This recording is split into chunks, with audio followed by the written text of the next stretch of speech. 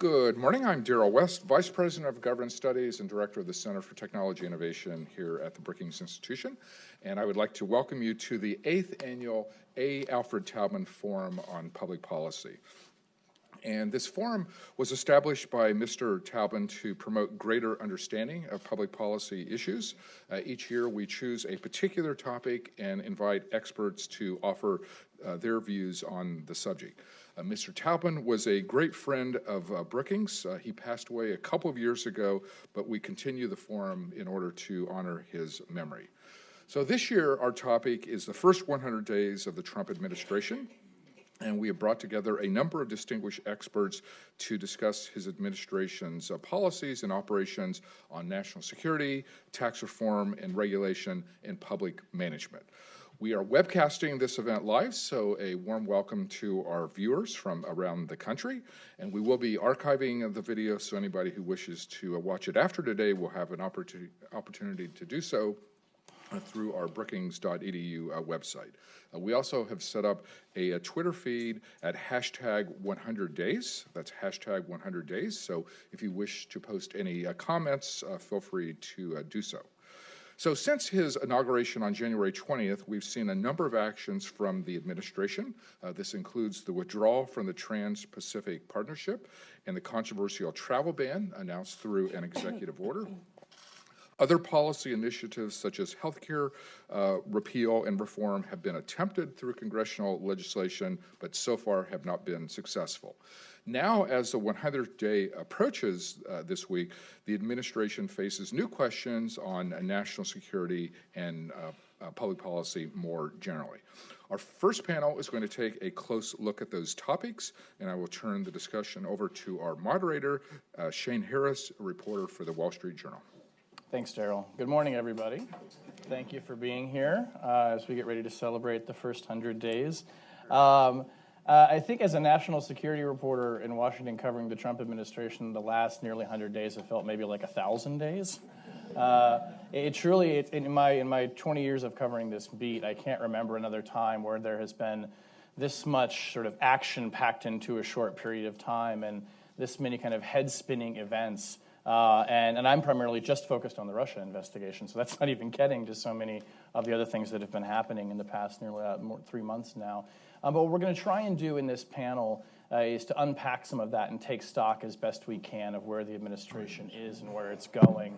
And just as a kind of setting the table, one of the things that I think is notable and important to remember in this particular area, at least it's something that's kind of been a guide star for me as I go about reporting on it, is that if you take all of the various policy areas in this vast terrain that we look at in Washington, I can't think of another where the establishment of Washington was more vocally opposed to the then candidate and really sort of positioning and questioning his fitness for office as a central part of the campaign than the Washington establishment in national security and foreign policy. You'll all remember the Never Trump letters that were signed, the degree to which the Republican national security establishment turned against him. And I say that not in terms of setting this in any political cast, but simply to say that I cannot remember a time where so many of the leading thinkers and shapers of ideas and opinion had come out this opposed to a candidate. And so that is something I always keep in mind in terms of how this town, if you like, was really not ready to receive this president, and how they have been dealing with that in the first 100 days is something that I'm always keeping in mind to see, to judge how he is doing. So let me just briefly introduce the panel here. I can't really think of many better people, frankly, to have this discussion, so I'm really looking forward to it. Susan Hennessy, to my left, who's a fellow in governance studies here at Brookings and is the managing editor of Lawfare, which you probably are all familiar with, but if you're not reading it, go read it. Leon Wieseltier, who's the Isaiah Berlin Senior Fellow in Culture and Policy and Governance Studies and Foreign Policy here at Brookings, and a longtime journalist and commentator in Washington.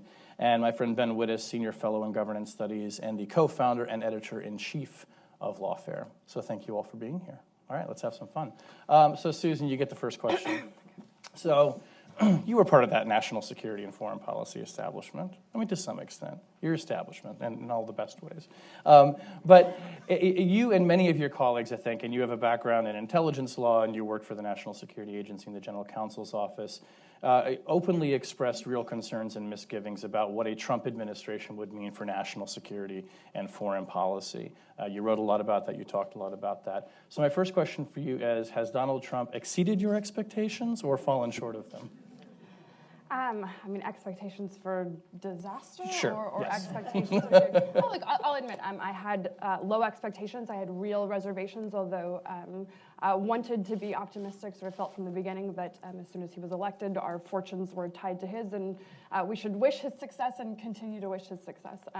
That said, I had low expectations, and I can still sort of sit here and say, this is going worse than I had thought it would. Before sort of diving into that, there are some areas that are real bright spots that have gone quite well. The first is sort of the staffing of the national security team. There are really, really excellent people in this administration. General Mattis as Secretary of Defense, H.R. McMaster. There's our colleague Fiona Hill, who's now moved over for the National Security Council. There are lots of people that sort of fall in that bucket of not just being a good national security hire for a Trump administration or sort of on paper, but objectively just a really great, strong national security team.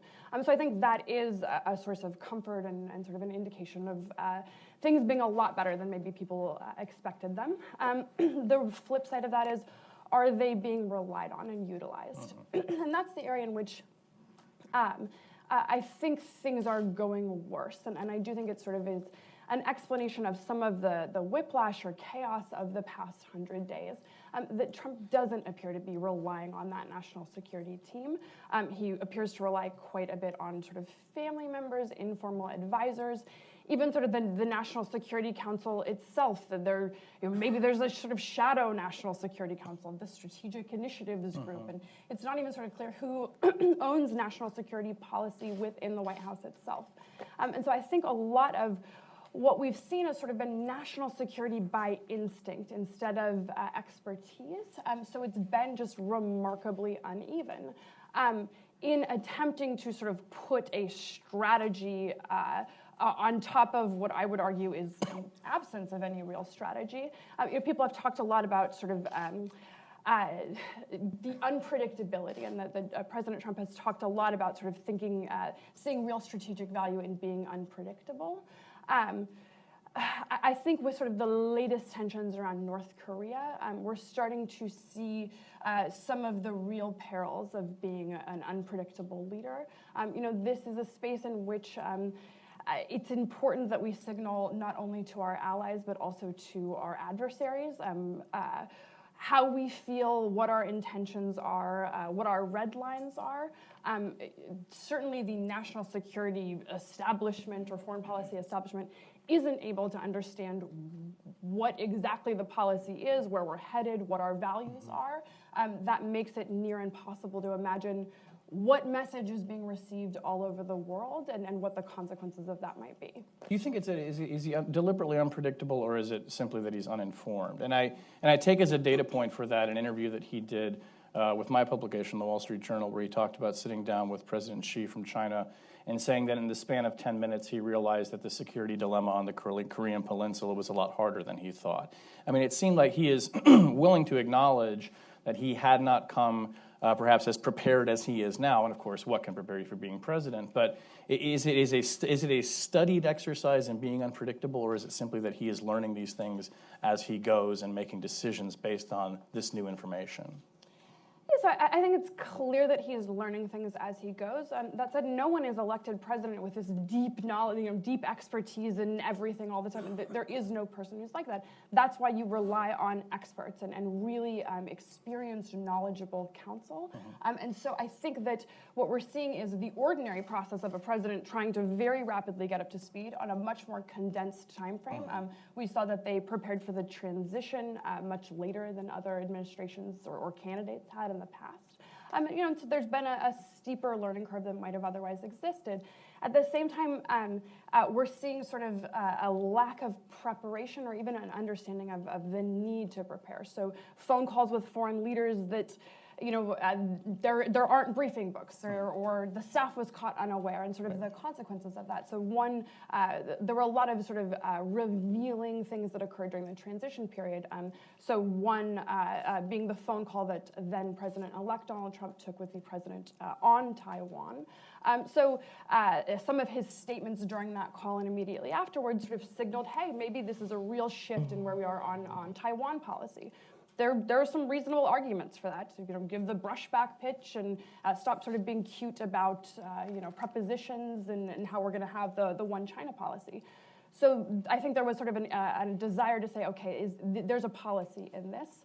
Then the immediate, backing off of that position, sort of the quintessential paper tiger here, in response to really strong Chinese opposition. I think it did sort of reveal it of it's a lack of knowledge, right? It's not. There are things that are being done that if it's a conscious decision being made in sort of pursuit of a strategy, there might be good or bad arguments for that.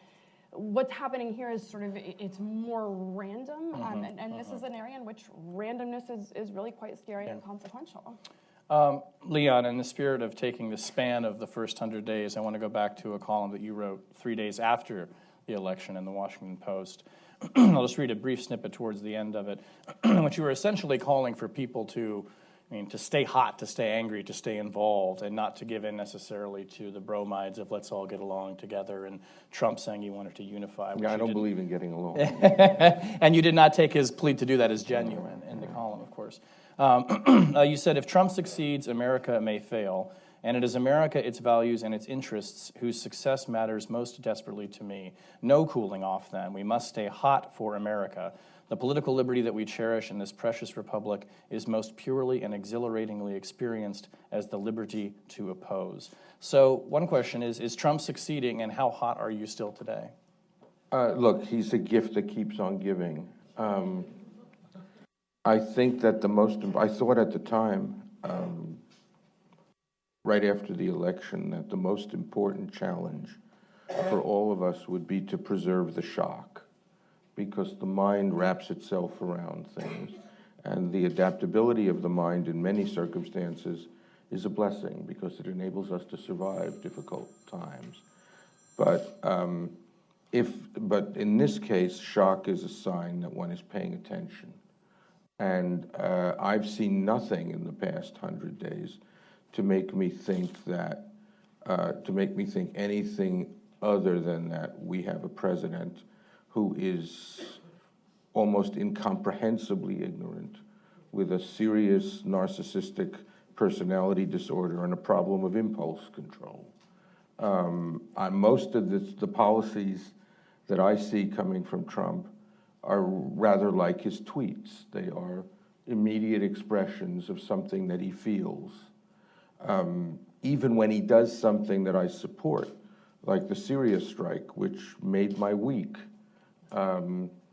there was no reason to get too overjoyed about it, because it was perfectly clear that it was not the product of a policy or of a strategy or of any serious moral commitment to humanitarian relief or action.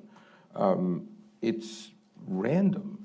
I remember a couple of years ago, Trump said something egregious. I don't remember what he said, but there are lots of things to choose from. And a reporter from the Times called and asked me if I thought Trump was wrong. And I said, no, I think he's pre-wrong. Meaning that I can't even attribute to him the consistency and stability of an intellectual or ideological framework that would, so I think that we're operating in a different realm here. Eisenhower liked people to think that he was dumber than he was, and he used English in a way that persuaded them of that. And Nixon, of course, had wanted to be known as unpredictable, but those were strategic calculations on the part of more or less rational and certainly well-informed individuals. I think we're dealing with something unprecedented here. I agree that, I think McMaster and his team are terrific, but one of the things I've learned from the Obama administration, that an entire administration can want to do something, but if the president doesn't want to do it, it will not be done. Moreover, as a consequence of Obama, and by the way, we're not going to discuss this today, it's still heretical to say so, but one of the things we're looking about is the legacy of the Obama presidency, and I think we're going to have to deal with that historically. But in the case of Obama and in the case of George W. Bush, foreign policy had come to be centralized in the White House, I think to an almost unprecedented degree, and certainly in the Obama White House. I mean, every significant issue of foreign policy was dealt with in the White House by the president with his Einstein-like brain and his staff. And Trump has now taken this to an absolutely absurd place. We have reversed ourselves in the course of 100 days on some of the most frightening and fundamental issues of American foreign policy and national security policy. I mean, these flip-flops are not amusing because they're not about small things. They're really not. And again, in some cases, I think the flop was better than the flip, and you could call it a learning curve. So I actually much prefer the adversarial attitude we have towards Russia and Putin right now. On the other hand, I think it would be an exaggeration to call it a policy, because I simply have no way to know. Putin may actually go on television tomorrow and say that he thinks Trump is a very handsome man, and our policy might change. That would be extremely well advised. I mean, look, it would be the right play. It's obvious, right? It's obvious. So I think that, and all of this, the lack of experience, and I say the startling lack of knowledge. I mean, I don't know, frankly, how you get to be a sentient 70-year-old in New York and know this little. I honestly don't understand. It's almost a kind of it's clinically fascinating in some way. But the startling lack of knowledge, combined with the ever-shifting, with the moodiness, the volatility of the thing, combined with the stakes involved in some of these crises. I mean, Obama did not leave the world in good shape. The world was anyway in very bad shape. In many places, crises are happening in slow motion, fast motion. This is not, I mean, it's a perfect storm. I mean, this is not the time for this sort of man to be living in that house. So you put these, I'm enormously concerned. Ben, after President Trump issued the executive order on immigration and the refugee policy back in January, which was first major action and certainly first major national security action, you wrote a piece in Lawfare sort of trying to gauge to what degree this policy was malevolent, or more an example of malevolence tempered by incompetence, because it was rolled out in such a ham-handed way, no interagency process. It quickly ran straight into the buzzsaw of the courts. So if you're looking at that kind of tussle, as you've put it, between malevolence and incompetence that seems to have characterized, I think probably more than just the EO, some would argue, which is winning out right now, do you think? Well, sort of in the bilateral battle between malevolence and incompetence, incompetence is certainly winning. But that the interesting thing about that phrase, malevolence tempered by incompetence, which is going to be written on my tombstone, I think. I mean, it's something I typed out in a evening of impetuous writing that's become sort of like the only phrase that people will remember associated with my name. You're young.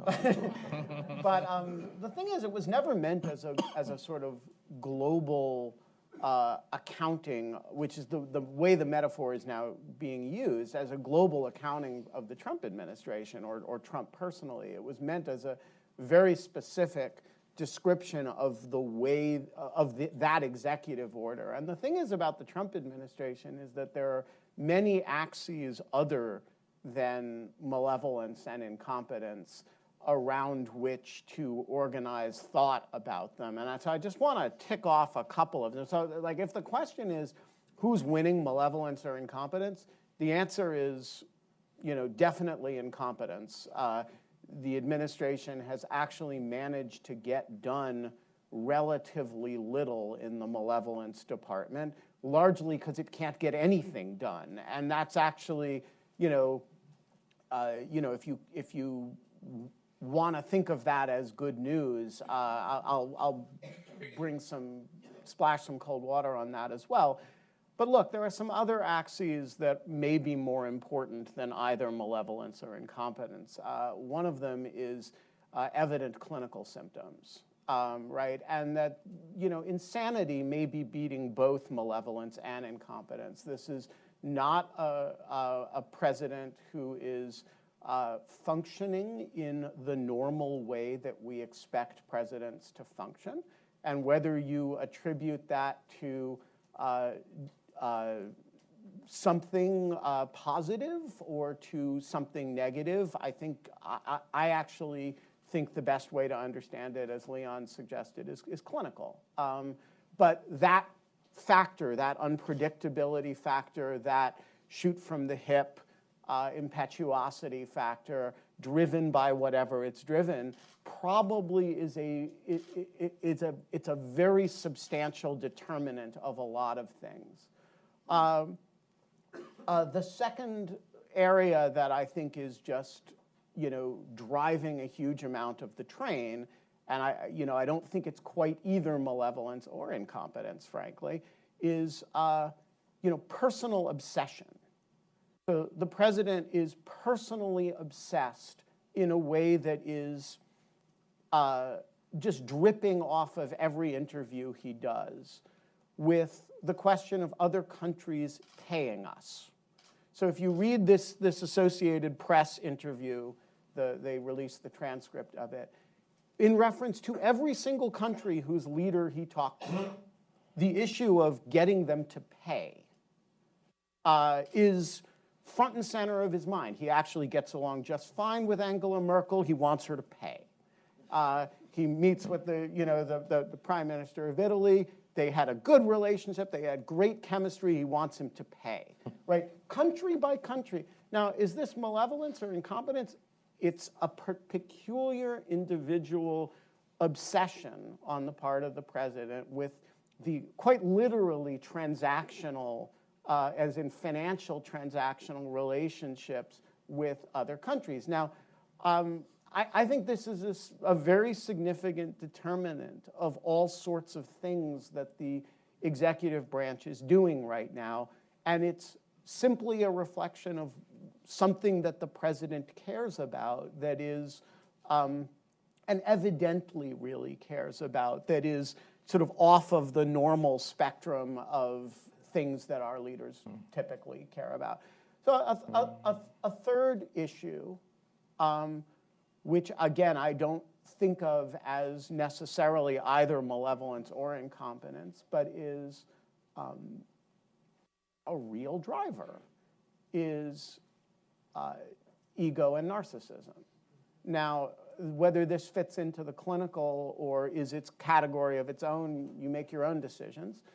But look, presidents as a class are not people with small egos.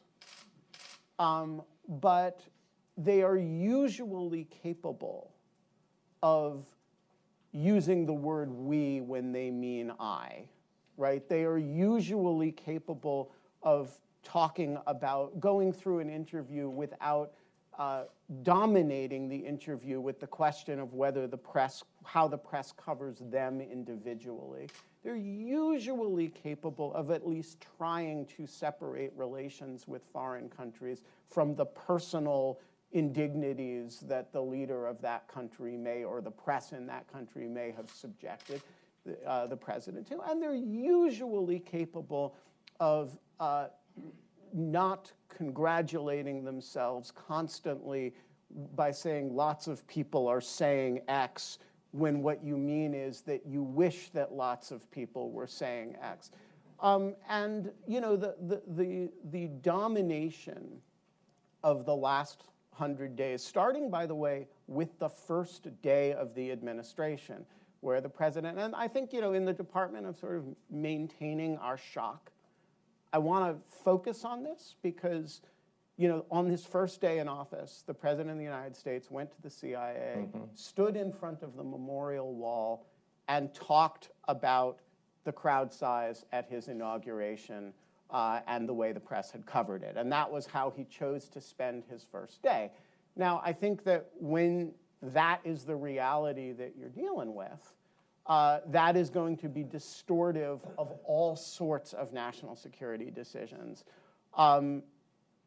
up to and including accusing your predecessor of wiretapping you, not merely without evidence of it, but in the face of evidence that it didn't happen, because you feel sort of like saying that in an impetuous moment.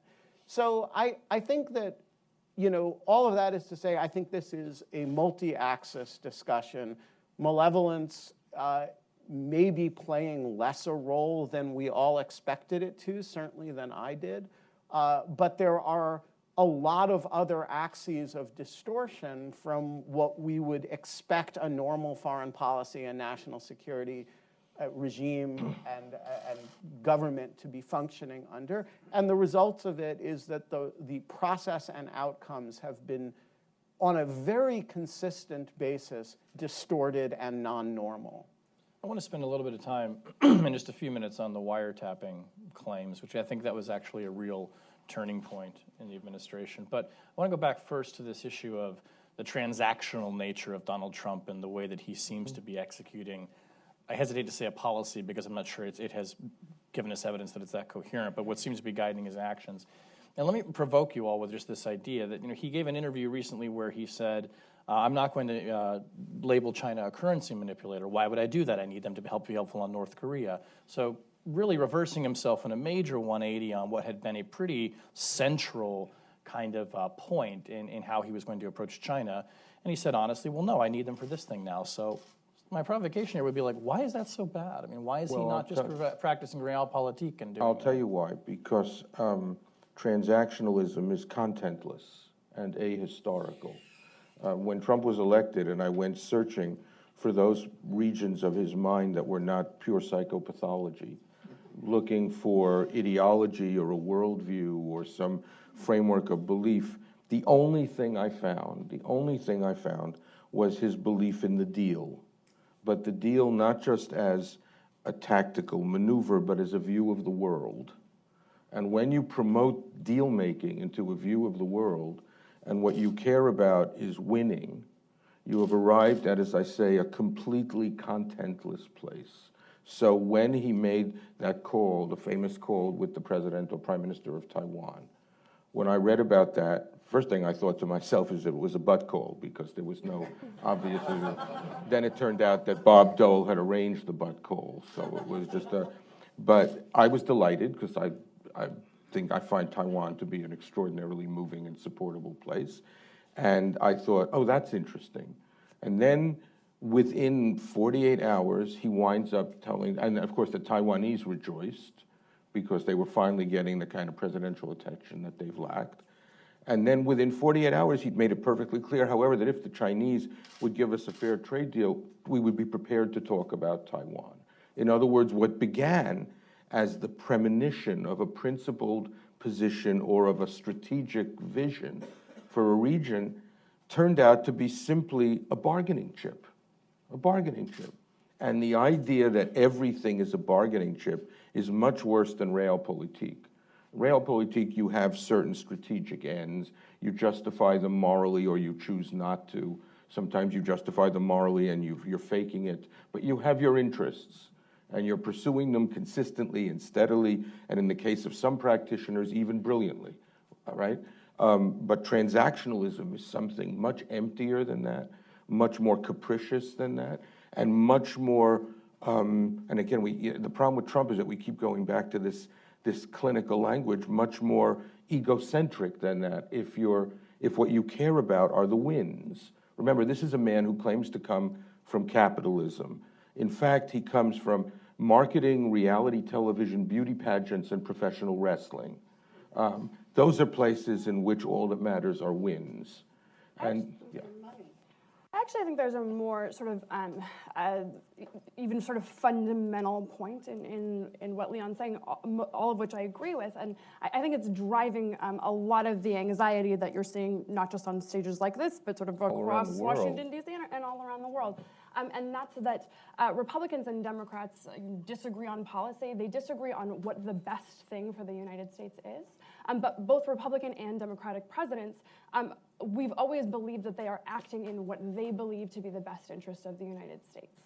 And because of some of the combination of factors, one, a disregard for ethics rules and lack of transparency, two, a failure to articulate to the American people the reason for certain things, I think that there is a suspicion that these deals, these transactions that are being conducted, the ultimate aim of those transactions is not the best interest of the American people as the administration understands them, but instead the best interest of the Trump brand or of personal finances or of sort of cronyism. And right, there's something, I think that there is a suspicion that sort of that infects lots and lots of interactions with the administration, some of which they've exacerbated, or much of which they've exacerbated, that is that there's a fundamental disconnect, even for people who can say, all right, America first, and we should have this transactional approach, and they should be paying more of their fair share.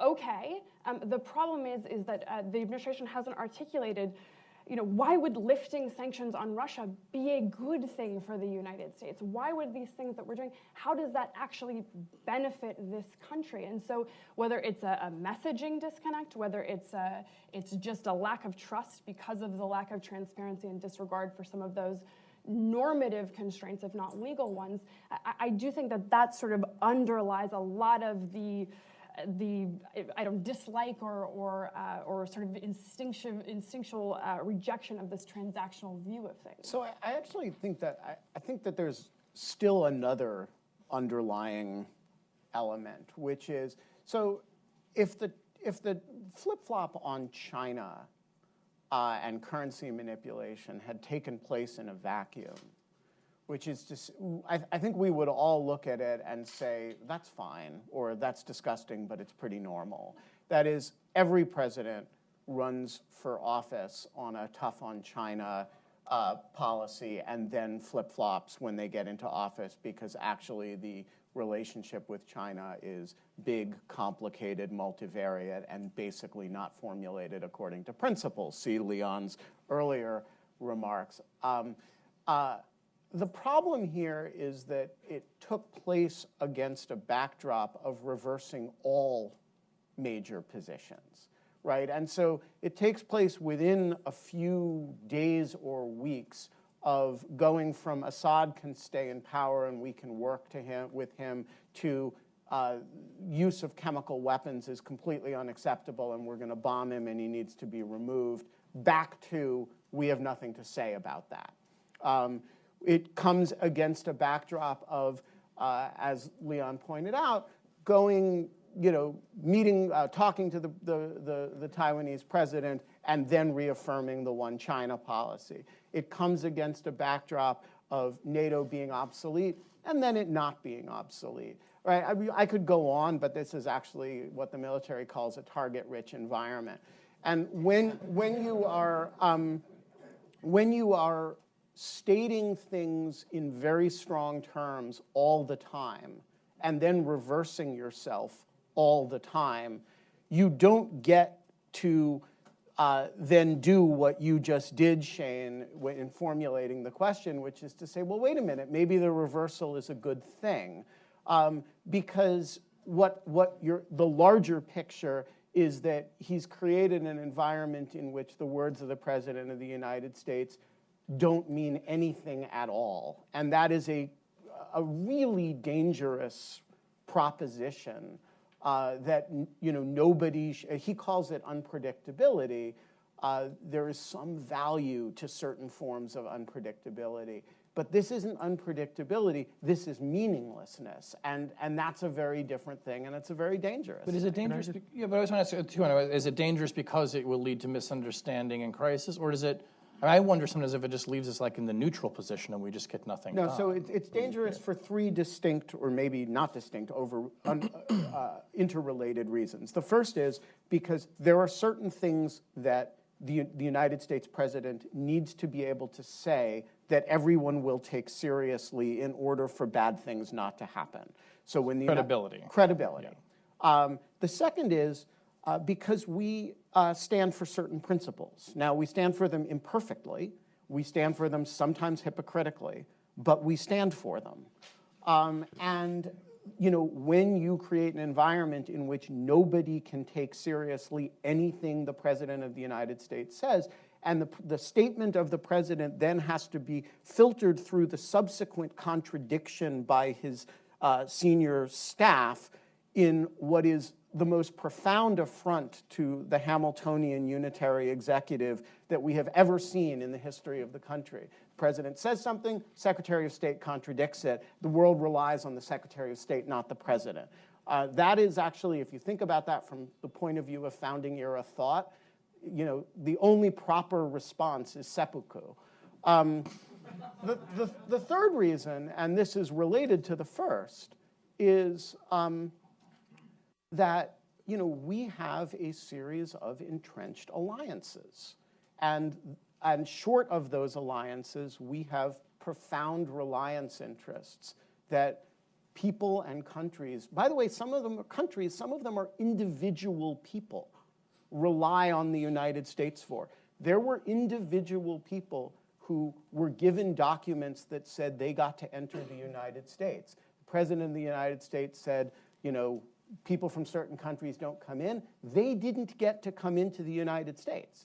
Now that is the President of the United States reneging on promises made to individuals with the honor of the United States behind them. So it operates at the level of NATO, right, at the highest grand strategy level. It also operates at the level of some poor student who can't trust what the United States says anymore about his own or her own individual life because the President of the United States has a mood swing. And so I think, there are probably other reasons that I'm not thinking of off the top of my head, but those are three. Okay. I just wanted to add two things. First, just to what Ben just said. As a consequence of all the things that he said, that we've said, there is definitely out there in the greater planet Earth a feeling of sauve qui peut, that the United States, and this began with Obama, by the way, that the United States can no longer be really relied upon in a crisis, that the cavalry will never come again, that alliances are regarded more as burdens than as privileges, that alliances are thought of mainly transactionally and not philosophically, or et cetera, et cetera. And the consequence of this feeling of sauve qui peut, there's a practical consequence, which is that more and more places are turning to Putin, because Putin turns out to be pretty damn reliable. And Sisi goes to Moscow, Netanyahu goes to Moscow, everybody goes to Moscow. Because if they're looking for positions in the new international game, more and more people are beginning to think that it may be advantageous to strike deals, make bargains with our enemy and a nefarious power. The second thing I wanted to say is to add to what you said, and I think it's very important when you mention Republicans and Democrats, the Trump entropy, let's call it, in foreign policy and national security takes place against a political context in which thinking on both these questions in both parties has broken down or gotten completely discombobulated. I mean, even though Trump was the Republican candidate, so the Republicans won the presidential election, the fact is that after this campaign, both parties are broken down. And in foreign policy and national security, the situation is even more incoherent. On domestic questions, some of them retain a certain degree of ideological elan and ideological vitality on questions of economic inequality and immigration and economics and so on. On foreign policy and national security, we're living in a bizarre world. I mean, all of a sudden, Democrats fall over themselves adoring the intelligence agencies, right? And Republicans believe you can't trust the word they say. But more importantly, the arguments for interventionism, for liberal internationalism, for the idea of that American power can be used for good in the world, these arguments are in retreat on both parties. Now, you may not like those arguments, and you may celebrate this retreat, but what I sense is that both parties need to develop a discussion of foreign policy and national security at the level of first principles, because everything is confused and muddled and unclear, and so there's no leadership that will come from the parties, and there's no leadership that will come from the White House. And so we find ourselves, though they don't rule on these matters, we're like a banana republic that consoles itself with the fact that we still have an independent judiciary. That's approximately where we are now. So if we're taking all of this, the past 100 days, this is what we've learned and where we are now and kind of where this deposits us in this particular moment today, is a brewing crisis on the Korean Peninsula. I think it's abundantly clear at this point that the intelligence community has essentially assessed that North Korea has probably 2 out of the 3 legs that it would need to develop a nuclear weapon capable of hitting somewhere in the continental United States. We can talk about the Carl Vinson episode and what that maybe reveals about the coherence or lack thereof. But if you were having to sort of take stock of this now and bet where we go in the next 2 weeks to 2 months even on North Korea, I mean, what are you thinking? What is this? What kind of ideas does this provoke or anxieties in your minds? I mean, obviously the anxieties that it provokes are sort of ones of nuclear incineration and, terror. Like, this is the ultimate high stakes thing.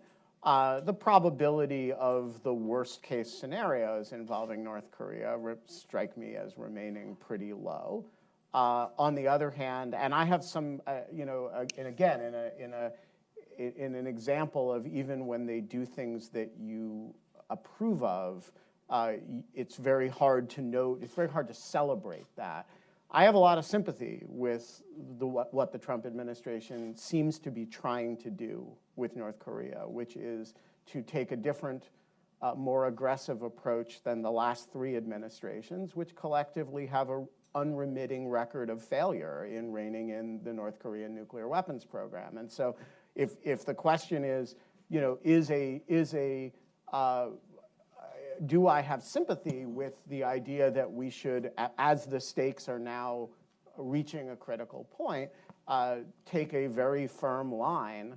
Yeah, I think we should, and I'm sympathetic to the administration on that.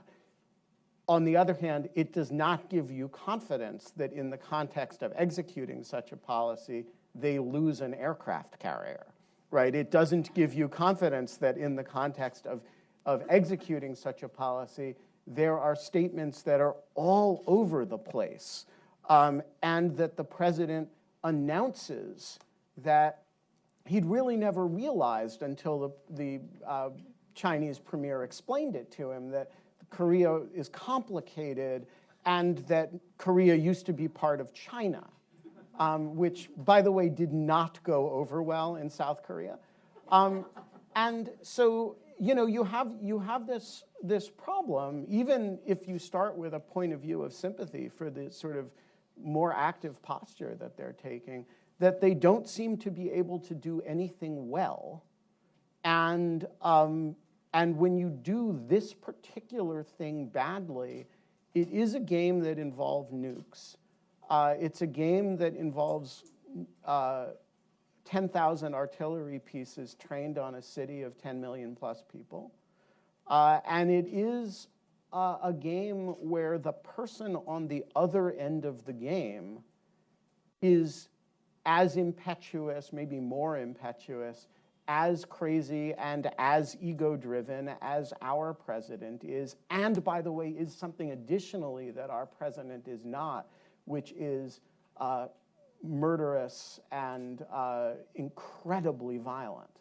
And so I think it's an extremely dangerous situation, and I think the only hopeful thing to say is that the situation may have a certain logic. The logic of the situation may have some degree of its own stability in it, but I wouldn't put a lot of faith in that. Susan, can I ask you a question on just briefly before we go to questions too, and Leon, I want you to chime in too on this, but what happens when the president, if he has to go to the American public and say, my intelligence community has told me that the North Koreans are preparing to ready a missile that can hit San Francisco, and this is the same president who told us that we shouldn't trust the intelligence community and whatever they said about his ties to Russia because these are the people who got weapons of mass destruction in Iraq so profoundly wrong. What is that moment like when he has to go to people and say, well, no, now I trust them and I want you about to, weapons of mass about destruction. weapons of mass destruction and I want to go to war? Right. I mean, so he's actually already had that moment whenever he comes forward and says, we have high confidence that there were chemical weapons used in Syria. High confidence that's an intelligence assessment. So I think it's this incredibly short-sighted, frankly, war on the intelligence community that really has existed in the campaign period and has endured into his presidency. That is a really, really short-sighted thing. It raises real questions about why it's happening, why there is this sort of instinctual hostility to this community that exists to serve the American people, exists to serve the president. I think the bigger issue at this point is going to be credibility on the international stage and the ability to actually take action and to rally our allies and to not have and to have other countries fall in line the way they have in the past. I think what we're seeing is everybody wants to avoid a crisis, and so other political actors, Congress will move out of the way when the president sort of gets out of line because they want to avoid the crisis, and sometimes the judiciary will move out of line, and geopolitically, different nations will sort of help give each other space because nobody wants the really bad thing to happen, and that works, and so it allows sort of the trampling of norms and for people to sort of run roughshod over some firmly established lines. The problem is it works until it doesn't, right? And I think that North Korea is the area in which it's the most consequential and maybe sort of the most immediate area in which there seems to be a real possibility that nobody moves out of the way in that circumstance. I think that the president will come to regret any action he's taken to undermine his intelligence community, paired with his own lack of credibility. This has the makings of a real disaster. Okay. Well, the good news is that Jared Kushner's in the Situation Room.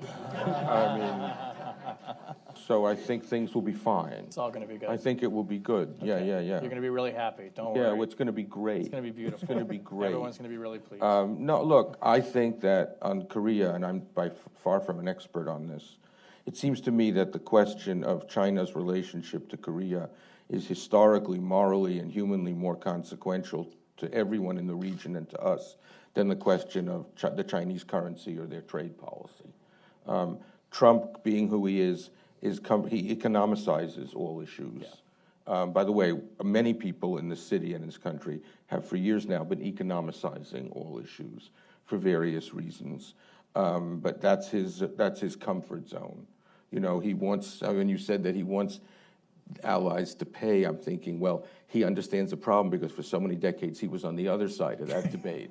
And I think that if we, with allies and with the diplomatic talent that we have, it seems to me that the only way to solve this in a way that will not lead to conflagration is to make it clear to the Chinese that we really are serious. Now, it's heretical, and certainly in this building, it's heretical to suggest that one should take a very forthright and somewhat impatient, let's say, policy towards China in various regards. There is this view that China is a given, that we need their goodwill, we need their money, they're a quarter of the world's population, they're the greatest market that God ever created on earth, et cetera, et cetera. I think the Korean crisis should now force us to think about our China policy in a different framework, where the stakes are infinitely higher. The Chinese, as far as I can tell, are playing a dirty game in Korea. They really are. I don't quite understand it, I have to say. They can't possibly want war on their border, and they can't possibly want nuclear war. But they're playing a dirty game. They remind me of the Qataris and the Saudis in Syria and other places, who are on both sides of the policy, of the crisis. And I think that the first important diplomatic test of the Trump administration will be whether or not McMaster, who I'm sure understands this, and Mattis, whom I presume understands this, and Tillerson, who's now reading a book about China, I hope that we can somehow arrive at some rethinking of this strategy. And again, it will happen it won't happen because of the president. It will happen despite the president. And if it works, the president will take credit for it. I used to think about Trump, that the good news and the bad news about Trump is that the only thing he cares about is popularity. So if he discovers that taking candy from children forces his numbers to go down, he'll stop doing that. And if he discovers that giving candy to children pushes his numbers up, he'll give candy to children. It's sort of like Scrooge in some sort of way. But this is a policy that I hope the people in government right now are, I mean, et cetera, et cetera, et cetera. Yeah. All right, let's turn to you all in the audience. Please raise your hand if you would have a question. Yes, sir, right here. Yeah. And, oh, I'm sorry, the mic will come to you, and please wait for the mic because this is being webcast, so people at home can hear you too. Stuart Brown, Warren Capital. I have a question about rule by executive order, how this president ranks with others, and are there any checks on that, or are we to look forward to another 3+ years of rule by executive order? I mean, the irony here is, of course, this is a principal critique that the Republicans had against President Obama, who relied heavily on executive orders in the face of sort of an uncooperative Congress. The primary check on the use of executive orders is the judiciary. And I think if there's one interesting or reassuring signal here is that we're seeing in response to the executive order a very, very muscular sort of judiciary that is pushing back on sort of assertions of executive deference in ways that we haven't seen in a very long time. So I think potentially if there's a silver lining, it's a recalibration. We see the judiciary occupying a little bit more of its constitutional role. You know, it seems silly to even say it, but maybe Congress will step up to occupy a little bit more of its constitutional role, especially in regard to sort of the war-making powers. Ben, I don't know if you have a different take on it. Well, I think the president's authority in the national security realm is vast.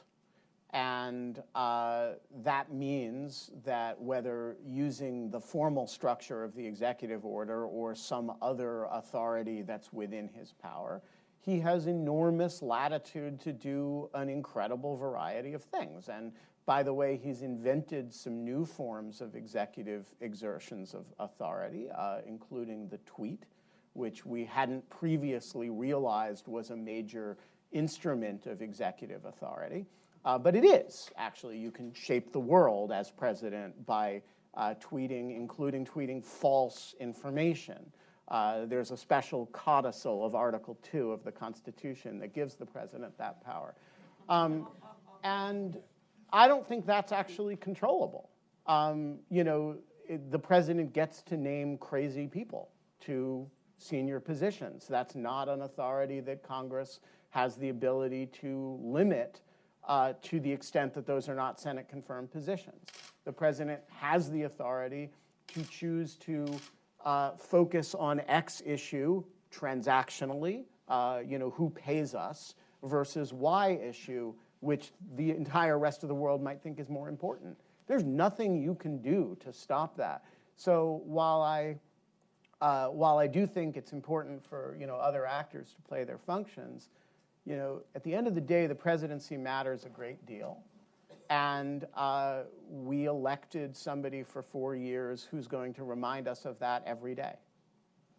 Leon, did you want to add? I yield to lawfare. No. Question here, yes, sir, over here, right here on the left.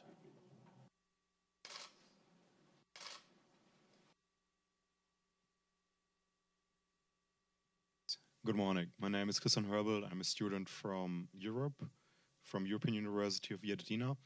And my question is easy. what gonna Trump do with Putin? Do they become good friends, or he makes a deal through Ukraine to make peace in Syria? What do you think about that?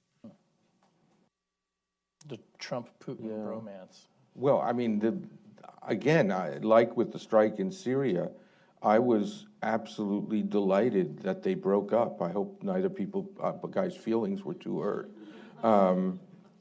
But I have no reason to believe that will be a consistent policy or that it's based on any larger reading of history or interests or values. I think that the ascendancy of Putin in our time is the single most surprising fact about our time, and probably the single most dangerous fact. If you had said 25 years ago that in 2017 China will be a very powerful country with military ambitions and growing economic power globally, we would have agreed. And if you had said 25 years ago that in 2017 the Middle East would be in flames for one reason or another, we would have been sad, but we would have agreed. But if you had said that in 2017 Russia would be the ascendant global power and this KGB thug would preside over a renaissance of Russian nationalism and revive Russian regional and global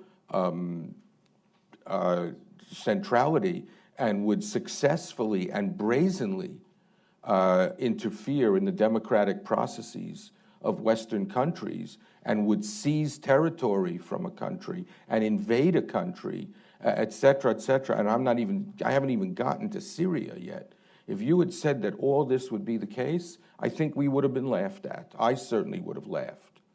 So I think that given the grotesque relationship I don't know what the relationship was, the grotesque attitude that Trump had to Putin throughout the campaign, which was one of probably maybe the most disgraceful aspect of that disgraceful campaign, though the competition's rough. I think it's a healthy development. Now, will it last? What is it based on? I have no idea. There is no way to know. It's perfectly clear that Europe, and we'll use that for as long as we can still speak of Europe, we'll use the term Europe, is looking for American leadership to cement a new front against Russia, which I think is absolutely necessary. Just as for a long time during Obama, and now it was clear to me, that there was a pro-American alliance along the East Pacific and the Pacific Rim on the part of countries that were getting actually very worried about the Chinese. And the question is whether we have the values, the will, and the talent to actually act diplomatically in this regard. You know, when it came to Syria, our policy towards Russia and Syria has been one of deconfliction, right? That was our objective. And to which I think to myself, you know what, we're the United States of America, let them worry when we fly or not. I always disagree with Leon at my peril. The one thing is that I'm not sure that we should be viewing Russia as this ascendant global power. I think that they were desperate and reckless and got lucky in this one instance. We're going to, massively lucky, we're going to have a really hard conversation, one, about getting to ground truth on what exactly occurred. It's clear we're going to have to do that over the obstruction and objection of the White House. With the interference in the election, you mean? Yeah. Exactly.